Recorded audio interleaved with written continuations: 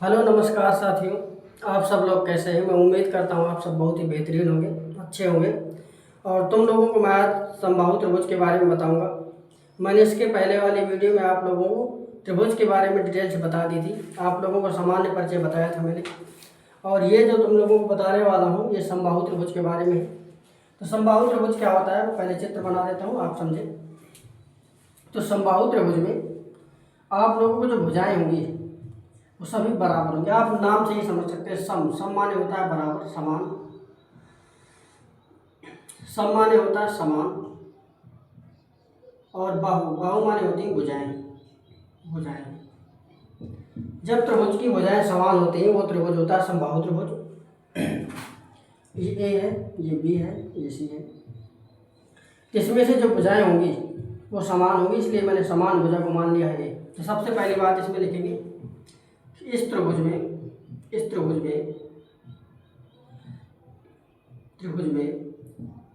तीनों भुजाएं समान होंगी। तीनों भुजाएं समान होंगी। तीनों भुजाएं इसमें समान होती हैं। दूसरी बात आप लोगों को ध्यान देना, चाहे कह सकते हैं कि ए बी बराबर होगा बी सी बराबर होगा सी ए। इसकी अगली बात, इस त्रिभुज में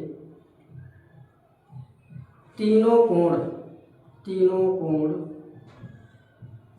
समान होंगे।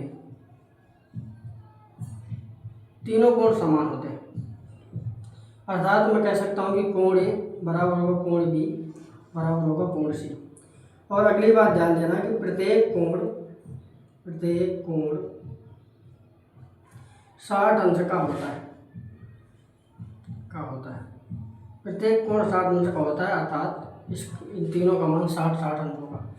तो आप लोगों को ये बात समझ में आ गई होगी कि तीनों भुजाएं बराबर होंगे, तीनों कोण बराबर होंगे और प्रत्येक कोण 60 अंश का होगा। ये समबाहु त्रिभुज की विशेषता होती है। अगली बात आप लोगों को याद रखना है इससे सूत्रों से संबंधित। तो सबसे पहले इसमें से अगर हम जानेंगे तो इसका परिमाप निकालेंगे, समबाहु त्रिभुज का परिमाप।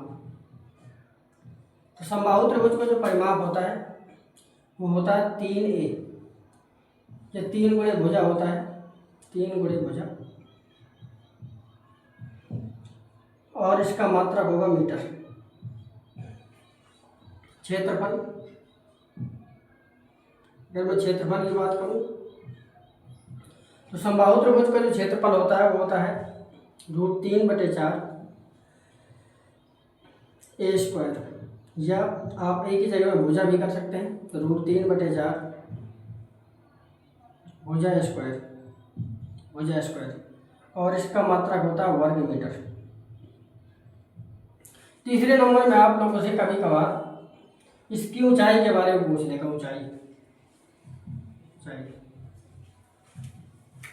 इसकी ऊंचाई होती है √3/2 गुणे भुजा।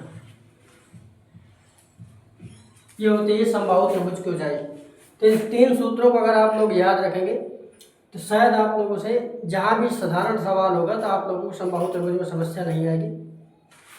तो आप इन सब चीज़ों को समझ लिए होंगे। और इसमें आगे बताने वाली बातें इतनी ज़्यादा है नहीं, और इसमें बताने के लिए इसमें बाहाव्रत रहता है और एक अंतःवृत्त भी बनता है। लेकिन ये सब चीज़ें आप लोगों से पूछी नहीं जाएगी। ये पहले के टाइम में रहता था सिलेबस में, अब नहीं रहता है, इसलिए इनकी कोई ज़रूरत नहीं है। आप केवल इन 3 सूत्रों को याद रखेंगे और आपसे सभी प्रकार के सवाल बन जाएंगे। ठीक है, धन्यवाद। और आप लोगों से मैं अगली वीडियो में मिलता हूँ बहुत ही जल्द।